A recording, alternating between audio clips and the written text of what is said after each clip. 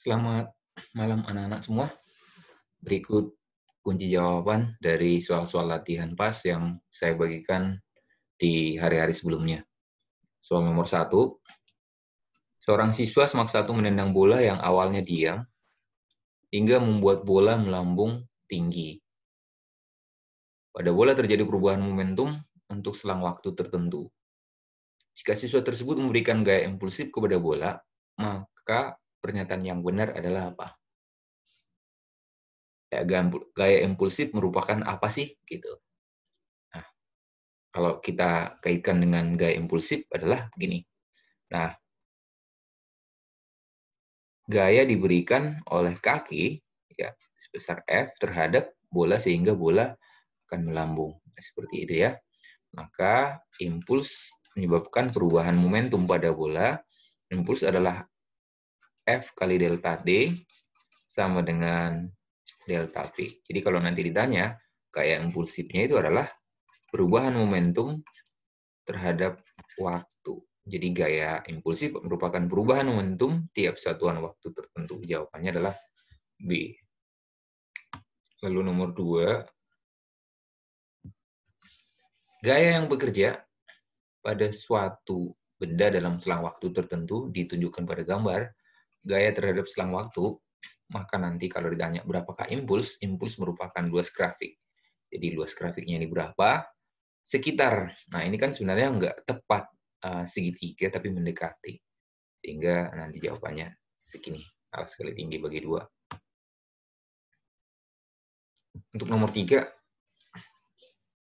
nah jika bola setelah dipukul jadi berbalik arah, maka perubahan momentumnya adalah seperti apa? Impuls adalah perubahan momentum. Pertanyaannya adalah berapakah gaya impulsnya? Berarti F-nya yang ditanya. Sehingga impuls adalah perubahan momentum, F kali delta T adalah delta P, M kali V2 min V1. V2-nya ke kanan, V1-nya ke kiri. Nah, sehingga V1-nya kiri min ya, berarti M kali V min V, sehingga hasilnya segini. Ingat, ini merupakan vektor ya. Nah, ini tentang perahu, gerak relatif ya. Jadi, jika seseorang melompat dari perahu ke depan atau ke belakang, akan memberikan efek terhadap kecepatan perahu aksennya. Jadi, kalau mula-mula kecepatan perahunya adalah 12 meter per detik terhadap air, maka kecepatannya akan berapa ketika orangnya bergerak atau melompat dengan kecepatan 4 meter per detik relatif terhadap perahu. Maka kita ingat konsep di sini digunakan hukum kekekalan momentum. Momentum awal sama dengan momentum akhir. Nah, ingat dalam kejadian hukum kekekalan momentum, kita harus menggunakan acuan yang sama di awal dan di akhir. Berarti acuannya adalah tetap air. Jadi, mula-mula perahu dan orang bergerak bersama-sama tentunya. Lalu mereka pisah, perahu bergerak dengan kecepatan v aksen yang dicari, sementara orangnya melompat dengan kecepatan 4 mprs secara dengan gerak perahu, relatif terhadap perahu. Maka kalau misalnya relatif terhadap perahu 4, maka relatif terhadap air sekarang itu adalah menjadi v aksen tambah 4. Maka kalau dijabarkan hasilnya adalah segini. Untuk soal nomor 5, perhatikan peristiwa-peristiwa ini. Seatbelt dan airbag sebenarnya adalah pengaman sebenarnya. Pengaman ketika terjadi kecelakaan atau rem mendadak. Sehingga misalnya menghindari benturan kepala terhadap setir. Ya, benturan sebenarnya tidak bisa dihindarkan, tetapi gayanya bisa jadi lebih kecil. Kenapa bisa lebih kecil? Yaitu karena seperti ada rem atau ada time delay antara benturan kepala terhadap setirnya. Ada yang memperlama waktu kontaknya. Nah, lalu yang kedua, ketika mendarat di lantai, juga ketika kita tidak meneguk lututnya, maka itu akan membuat kaki sangat sakit rasanya. Ya. Lalu yang ketiga, petinju akan segera menarik tangannya ketika memberi pukulan. Nah, ini buat apa ditarik tangannya? Ya, berarti selang waktunya sangat kecil. Lalu yang keempat, smasher pada pemain bola voli akan men-smash bola dengan sangat cepat meluncur agar luncuran daripada bolanya cepat. Berdasarkan peristiwa itu, yang bertujuan untuk memperkecil gaya adalah, nah, kita lihat dari persamaannya. Impuls adalah perubahan momentum.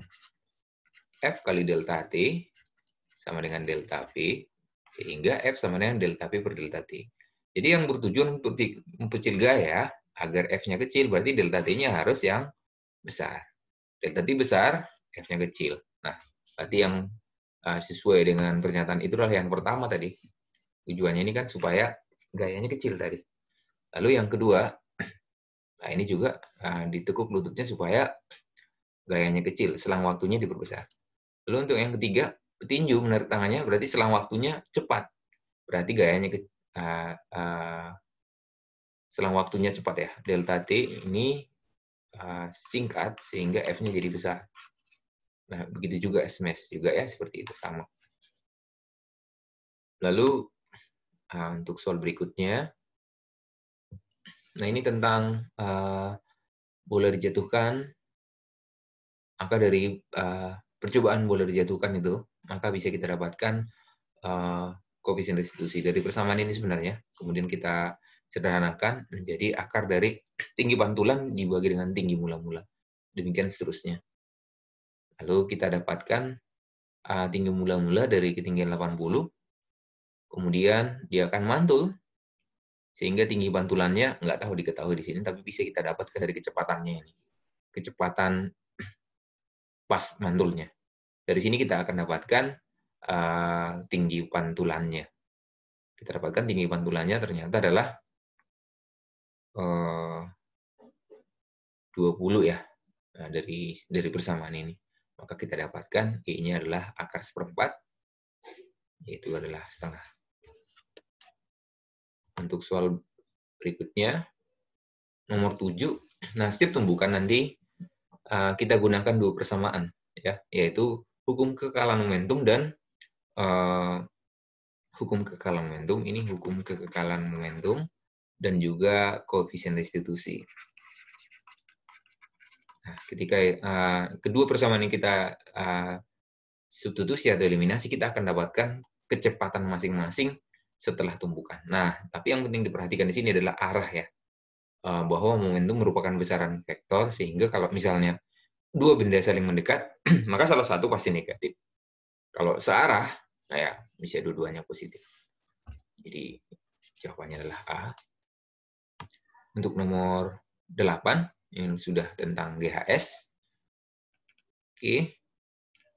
Ini adalah suspensi, sistem suspensi yang mana dengan sistem suspensi ini ketika misalnya ada lubang, maka kita akan tidak terlalu terasa ya dampak dari gejolakan dari lubang tersebut.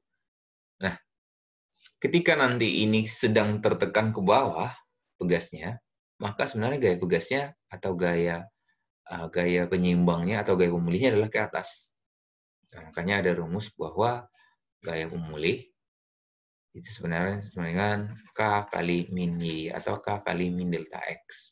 Jadi selalu bertentangan atau berlawanan. Jadi ketika gaya pegasnya ke kanan, maka simpangannya ke kiri. Atau ketika simpangannya ke kanan, ditarik ke kanan, ya X ini positif ya ditarik ke kanan, gaya pegasnya ke kiri. Maka yang paling tepat jawabannya adalah B. Untuk nomor 9, ini titik-titik tertentu yang dilewati oleh getaran harmonik 1, 2, dan 3 ya. Titik 2 disebut titik seimbang. Ini titik seimbang. Bahkan ternyata di titik seimbang inilah kecepatannya maksimum. Di titik 1 dan 3 itu titik amplitudo, simpangannya maksimum, malah kecepatannya minimum. Maka saat melewati garis seimbang, kecepatannya maksimum benar. Percepatannya paling besar di simpangan terjauh. Ya, Fm kali A kan gitu ya. Oke. Lalu gaya pemulih maksimum terjadi pada titik seimbang. Enggak, karena di titik seimbang Y-nya 0 atau X-nya 0, tidak menyimpang. Lalu untuk yang nomor 4, ketika simpangan setengah amplitudo, maka energi potensialnya dan kinetik bukan sama besar. Karena rumus energi potensial setengah KY kuadrat. Nah, ini setengah kuadrat seperempat. Berarti 3/4-nya bahkan. Ya, 1/4 dan 3/4. Oke. Nomor 10. Ini sebenarnya tinggal masukkan aja. Nah, ini kecepatan sudut, simbolnya omega. Simpangan pada saat 1/16 detik Y sama dengan A sin omega T. Nah, ini tinggal kali-kalikan aja, dapat hasilnya segini. Lalu di sini ada tanda minus. Nah, minus itu menyatakan dia simpangannya pada posisi mana gitu. Lalu kalau ditanya besarnya nggak perlu tandanya. Lalu untuk nomor 11 juga sebenarnya tinggal masukkan aja persamaannya, bahwa kecepatan sama dengan A omega cos omega T diturunkan dari simpangan. Nanti akan dapat hasilnya segini. Nah, kecepatan partikel pada simpangan amplitudo atau titik seimbang. Nah, tadi seperti gambar tadi. Titik seimbang itu berarti simpangannya 0 ya. Maka kecepatannya, titik seimbang simpangannya 0, kecepatannya maksimum. Di simpangan maksimum, ya kecepatannya adalah 0. Karena di simpangan maksimum, sudut fasenya adalah 90 derajat. Cos 90 adalah 0. Nah, kemudian ini, kalau seandainya ini tidak ada paku, maka periodenya akan tapi karena di sini ada paku di 3/4 L, maka nanti panjang sisanya ini 1/4 L. Jadi getaran setengah getarannya adalah panjang L, setengah getaran berikutnya adalah 1/4 L. Sehingga kita akan dapatkan periode totalnya untuk sistem yang ini adalah yang ini ke sini setengah periode, yang ini sini setengah periode. Nah, setengah periode yang ini adalah setengah periode mula-mula, setengah periode yang 1/4 L ini kalau kita cari adalah T aksennya adalah setengah T, maka setengah T aksennya adalah 1/4. Sehingga kalau dijumlahkan menjadi 3/4. Maka jawabannya adalah C. Oke, lalu kita ngomong tentang elastisitas. Nah, ini tinggal perbandingan, saya kira ini gampang ya, tinggal cari. Untuk nomor 2, nah, ini untuk mendapatkan konstanta gaya itu kan K sama dengan F per delta X ya. F per delta X, atau ini akan sama dengan secara matematis ya. F per delta X sama dengan tan alfa gitu ya. Tan alfa itu adalah kemiringan grafik. Di sini kan kemiringan grafik si B itu adalah tangen theta, sedangkan kemiringan grafik si A adalah tangen 2 theta. Maka kalau nanti ditanya perbandingan pertambahan panjang pegas A dan pegas B, ya jika masing-masing ditarik dengan gaya yang sama ya, perbandingan pertambahan panjang, K kan sama dengan F delta ya, delta X tan alfa, maka KA per KB sama dengan tan alfa atau tan 2 theta per tan theta. Nah, di sini karena theta itu sama dengan berarti 30 berarti tan 60 per tan 30 ya. Jadi akan kamu dapatkan K-nya adalah akar 3. Ini kan setengah akar 3, dari akar 3 dibagi dengan setengah akar 3, berarti 3/1. Sebetulnya itu masih jawaban dari konstantanya. Ketika nanti ditanya, berapakah perbandingan dari pertambahan panjangnya? Nah, kalau ditanya tentang perbandingan pertambahan panjang, F-nya sama, berarti delta X si A banding delta X si B, berarti sama dengan, kan delta X kan F per K, berarti kiri K, B per K. Delta KB per K. KB per K. Jadi delta XA itu lebih sedikit ya. KB per KA itu jadi 1:3. Ya, malah 1:3. Tapi kalau perbandingan ini 3:1. Tapi kalau untuk perbandingan pertambahan panjang, itu berbanding terbalik terhadap K-nya. Nah, untuk yang ini, sistemnya ini diapakan, diparalelkan, kemudian diserikan, maka akan dapat nanti hasilnya, K totalnya adalah 1000. Oke. Nanti ditarik dengan gaya 50 Newton, sebenarnya yang menarik ini adalah beban yang ini. Maka pertanyaannya adalah berapakah pertambahan panjang total? Dapatnya adalah 5 cm. Delta X F per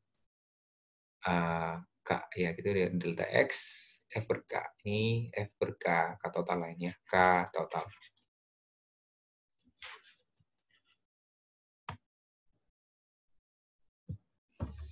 Nah, ini kalau sistem begini dibuat ya, itu namanya paralel. Artinya ketika ditarik ke kanan, ya, ditarik ke kanan, maka ada dua gaya yang menahan gaya ini. Ada dua gaya pegas, ada dua pegas yang menahan, berarti itu paralel ya. Ada dua pegas yang menahan kondisi ini. Jadi itu paralel.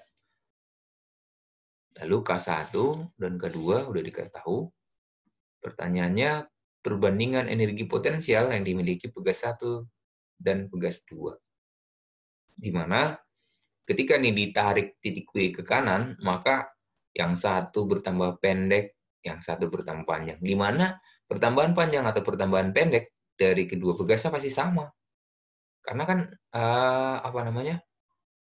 kalau ini bergeser 2 cm ke kanan, maka ini bertambah panjang 2 cm, maka yang satu lagi pendek 2 cm.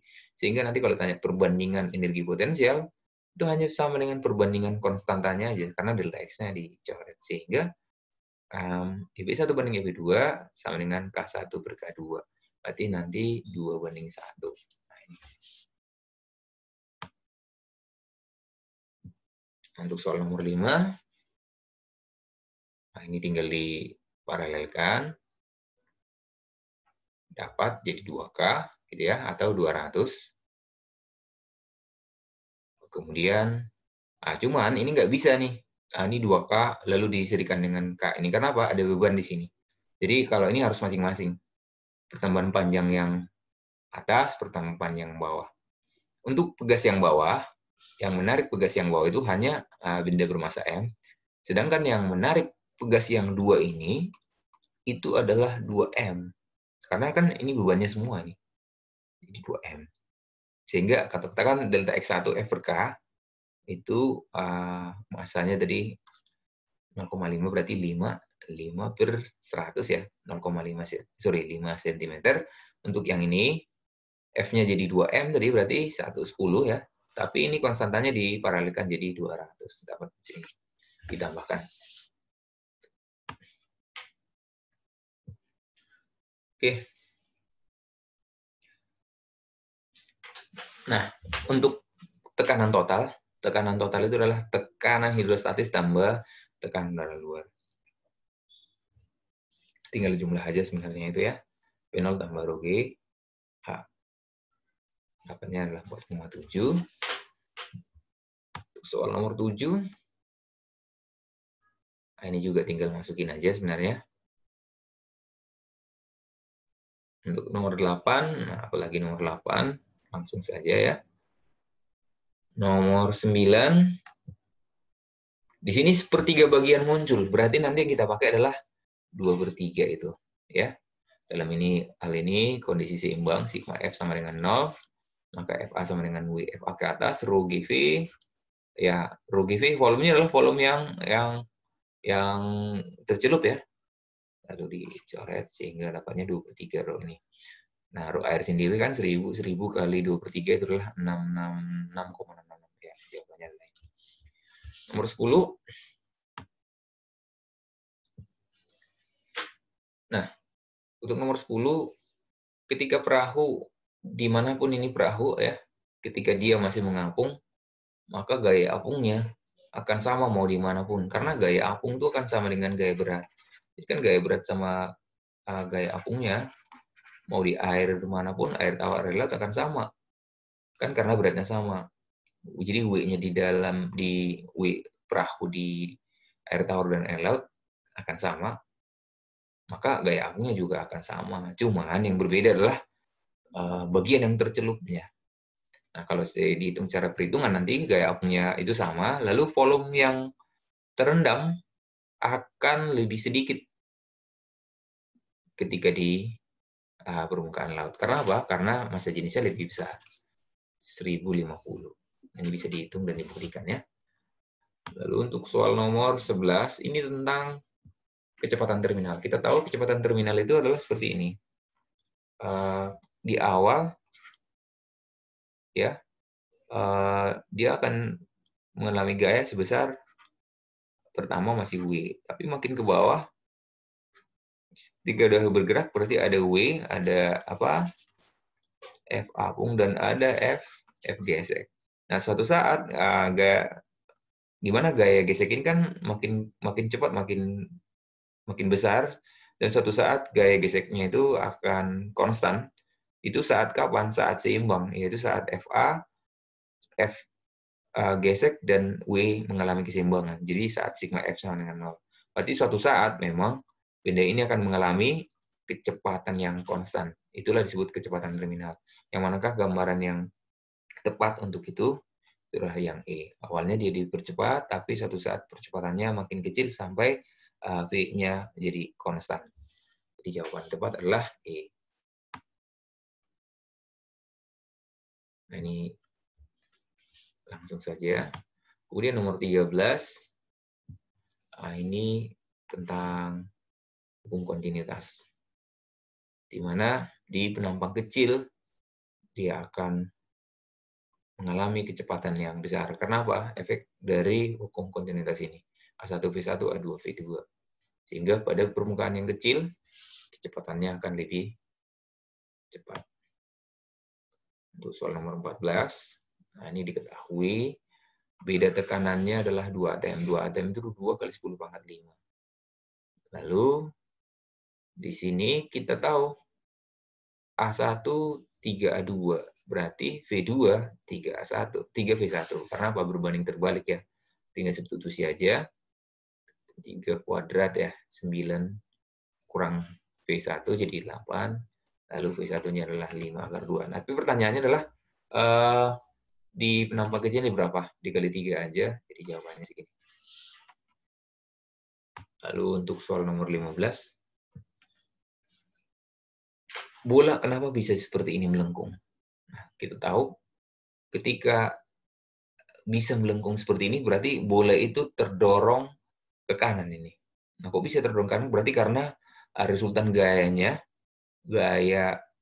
dari kanan lebih besar gayanya. Ya, itu berarti artinya karena tekanan dari kanan lebih besar daripada tekanan dari kiri. Berarti P1 lebih besar dari P2. Itu menyebabkan F1 lebih besar daripada F2. F1 itu di kiri tentunya, ke kanan dorongannya. Nah, kenapa bisa begitu? Ya, itu kan sebenarnya dari persamaan ini. Nah, P1 min P2 sama dengan setengah rho kali V2 kuadrat min V1 kuadrat. Jadi, V1 lebih besar dari V2 itu karena V1 lebih kecil dari V2. V1 lebih kecil daripada V2. Jadi V1 ini lebih cepat. Nah, bagaimana caranya? Ya, efek rotasinya. Berarti ini rotasinya seperti ini misalnya, sehingga kecepatan di 2 itu akan lebih cepat resultannya ke sana. Dari efek rotasinya dan efek gerak melingkarnya. Sedangkan kalau yang sebelah sisi kiri ini rotasinya menjauh ke sana, sementara translasinya ke kita, sehingga resultannya malah saling mengurangi. Berarti di V1 lebih kecil daripada di V2.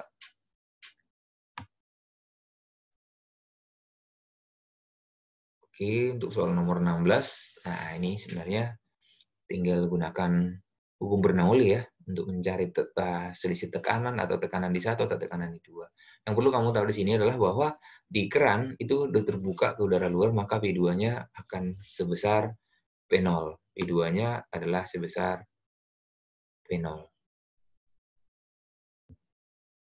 Nah, tinggal masukkan aja. Anggap di 1 ini, itu H sama dengan 0, tinggal masukkan. Akan ketemu hasilnya. Oke, untuk soal nomor 17, ini hati-hati ya di soal. Bisa saja ini indeksnya 1, bisa 2, atau di atas 2, 1. Itu nggak peduli mau 1, mau 2 di atas atau di bawah. Yang penting saya pesawat ya dirancang sedemikian rupa sehingga kecepatan di atas sayap lebih besar daripada kecepatan di bawah. Agar tekanan di bawah lebih besar daripada tekanan di atas. Agar gaya di bawah lebih besar daripada gaya di atas. Sehingga nanti ada resultan gaya. Dalam kasus ini karena indeks 1 di atas, maka V1 yang lebih besar daripada V2. Menyebabkan P2 lebih besar daripada P1. Jadi jangan terpatok dengan 1 dan 2, tapi atas bawah. Seperti itu. Nah ini tentang suhu kalor, saya pikir ini tinggal perbandingan aja. Nah yang perlu kamu ingat di sini adalah untuk mencari atau membuat suatu perbandingan itu selalu X dikurang titik tetap bawah dibagi titik tetap atas kurang titik tetap bawah. Di mana titik tetap atas itu adalah air mendidih, titik tetap bawah adalah es yang sedang melebur. Nah, ini tentang bimetal juga sering ditanyakan ya. Bimetal seperti di sini, di soalnya besinya itu di atas, kuningan di bawah, diklem dia, ya disatukan, di mana alfa besi 12, alfa kuningan 19 kali 10 pangkat 6 sama ya. Ketika ini dipanaskan, maka pertambahan panjang siapa yang lebih besar? Tentu pertambahan panjang kuningan, karena alfanya lebih besar. Maka nanti bentuknya akan terpaksa jadi seperti ini. Nah, jadi panjang yang di bawah. Maka nanti secara matematis titik kelengkungannya adalah yang ini. Berarti kalau ditanya melengkung ke arah mana, itu melengkung ke arah besi. Besi itulah koefisien yang lebih kecil. Berarti ini melengkung ke arah koefisien yang lebih kecil. Nah, ini jawabannya. Nomor 20. Ini tentang kalor ya. Faktor yang mempengaruhi kalor jenis. Kalor jenis sendiri ya tergantung pada jenis bahan. Nomor 21 ini tentang asas Black, di mana kalorimeternya 15 kalori per derajat Celcius dan air dimasukkan 200 gram. Tentu nanti kalorimeter dan air akan sama suhunya. Kemudian dimasukkan bola panas 50 gram yang suhunya 80 derajat Celcius. Suatu saat dalam keadaan seimbang suhunya menjadi 26. Pertanyaannya, berapakah kalori jenis logam tadi? Ya, kalori jenis logam yang dimasukkan itu bisa kita dapat dari asas Black seperti ini. Yang melepaskan kalor itu adalah si logam tadi. Kita mau mencari KL-nya. Delta T-nya dari 80 menjadi 26. Sementara si airnya naik dari 25 jadi 26, berarti 1. Demikian juga ini, maka dapatnya segini dibulatkan menjadi A. Sama, ini masih tentang kalor. Pertanyaannya adalah berapa lama es diubah dari suhu minus 4 derajat Celcius sampai 20 derajat Celcius. Maka caranya, energi listrik digunakan untuk menghasilkan kalor, di mana pemanasnya efisiensi 100%, berarti tidak ada energi yang berubah jadi energi lain, semuanya jadi panas. Berarti energi listrik 100% ya, sama dengan Q. Energi listrik kan P kali T, sama dengan pertama, mengubah suhu dari minus 4 jadi 0, lalu meleburkan, lalu mengubah suhunya dari 0 menjadi 20. Contohnya adalah segini. Nomor 23, pernyataan yang benar tentang konduksi, konveksi, radiasi. Konduksi merambat tanpa disertai perpindahan kalor. Kalau konveksi, aliran kalor dalam kulkas. Ini merupakan konveksi buatan. Kenapa konveksi buatan? Seharusnya kan kalor akan masuk ke dalam kulkas, karena di kulkas kan lebih dingin. Tapi nyatanya, kalor dari kulkas selalu tetap dibuang keluar, supaya kulkas tetap dingin. Itu artinya aliran konveksi buatan, konveksi paksa. Karena seharusnya kalau konveksi alami itu adalah kalor dari yang panas ke dingin. Lalu panas matahari sampai ke bumi tanpa memerlukan medium, berarti ini adalah pernyataan yang salah. Angin laut, ya ini benar. Jawabannya adalah D. Ya, ini tentang teori kinetik gas. Saya pikir juga bisa. Tinggal masukin persamaan sebenarnya ya. Pernyataan yang benar apa? 2 mol gas oksigen, bilangan Avogadro segini, jumlah molekulnya berapa? Bisa kita dapatkan mol sama dengan jumlah partikel per bilangan Avogadro. Maka jumlah molekulnya atau jumlah partikelnya tinggal kalikan aja. 2 dikali 6 kali 10 pangkat 23. Nah, ini dianggap 6,0 ya, 6,02 seharusnya. Jadi itu adalah 12 atau 1,2, ini benar ya. Massa satu molekulnya berapa? Ya. Lalu massa total molekulnya dari mol sama dengan M per mR. Jadi di sini massanya sama dengan 2 mol kan? 2 dikali O2 itu adalah 32 gram per mol. Berarti itu adalah 64 gram. Lalu massa total molekul salah ini ya. Itu adalah untuk massa 1 mol. Nah, 1 molekul apakah segini? Ya, tinggal dicari aja. Caranya bagaimana? 60 berapa tadi? 64 gram itu atau 32 gram itu adalah 6 ini. 6 kali 10 pangkat segini ya. Sehingga kalau dibagikan aja, 32 dibagi 6 berapa? 32 dibagi 6. Nah, kalau dihitung 32 bagi 6, 5,33. Ini benar ya, berarti 123. 123 benar. Lalu jika gas dinaikkan menjadi 9 kali temperaturnya, maka kelajuannya akan berapa? V kan akar dari 3 RT per mR. Nah, itu artinya V sebanding dengan akar suhu. Jadi kalau suhunya 9 kali lipat, maka kecepatannya adalah 3 kali lipat. Nah, lalu di sini ada tabung gas 30 kg, tekanannya 6 atm, suhunya 7 derajat Celcius. Lalu dia pasang katup pengaman sehingga tekanannya nggak boleh melebihi 6,2 atm. Jika lebih dari situ, katup akan terbuka sehingga tekanannya akan tetap konstan pada 6,2 atm. Nah, pertanyaannya, jika dimasukkan ke suhu 37 derajat Celcius, apakah ada yang keluar atau berapa yang keluar? Nah, caranya bagaimana? Nah, kita pakai perbandingan aja. P1 V1 per P2 V2 sama dengan N1 R T1 per N2 R T2. Nah, kita cari tekanannya pada suhu berapa. Ini kan volumenya tetap ya. Tekanannya pada tekanan berapakah nanti si gas ini? Kalau dia melewati tekanan 6,2, berarti dia akan ada gas yang keluar. Nah, seberapa banyak? Bisa kita dapatkan pakai perbandingan aja, ya. Maka P1 per P2 sama dengan N. Nah, ini N itu kan sama dengan perbandingan massa ya. Nah, perbandingan massa mula-mula kan 30. Berarti M per MR ya. Dan di P1 itu adalah 6 atm dibanding ya P2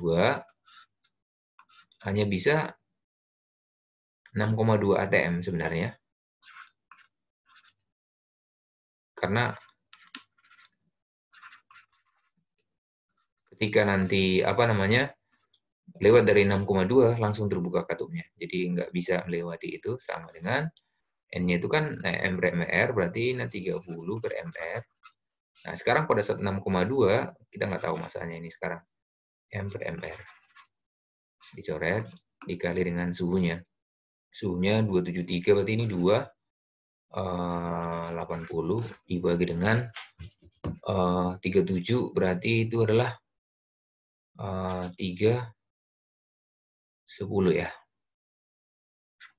Nah, tinggal kita coret aja, maka kita akan dapatkan nanti M-nya berapa ini. Nanti M-nya berapa kilogram kira-kira itu. Di M-nya itu sama dengan 6,2 dikali 30 dikali 280, lalu itu dibagi dengan 310, dibagi lagi dengan 6, di 28. Ini M sekarang jadi 28 kg. Jadi kalau mula-mula 30 sekarang tinggal 28, berarti 2 kg pasti keluar. Lalu untuk soal nomor 27, PV per T itu konstan. Nah, konstantannya itu apa sebenarnya? Nah, kita ingat aja, PV sama dengan nRT. Jadi yang konstan itu atau NKT. Jadi yang konstan itu PV per T itu adalah molnya atau jumlah partikelnya. Nah, ini dia yang konstan, berarti banyaknya partikel. Nomor 28, saya pikir nomor terakhir. Energi total yang dimiliki gas oksigen, ini gas diatomik ini, pada suhu sedang. Berarti U sama dengan, kan rumusnya F per 2 N RT gitu ya. F per 2 berarti 5 per 2 kali mol. Mol itu kan, oke, energi total ya. NRT. T-nya itu kan diketahui adalah suhu apa? Suhu dalam Celcius. Ya, harus diganti dalam Kelvin. T tambah 273. Nah, ini. Terdapat N mol. Berarti jumlah molnya N. Jadi jawabannya dalam Na.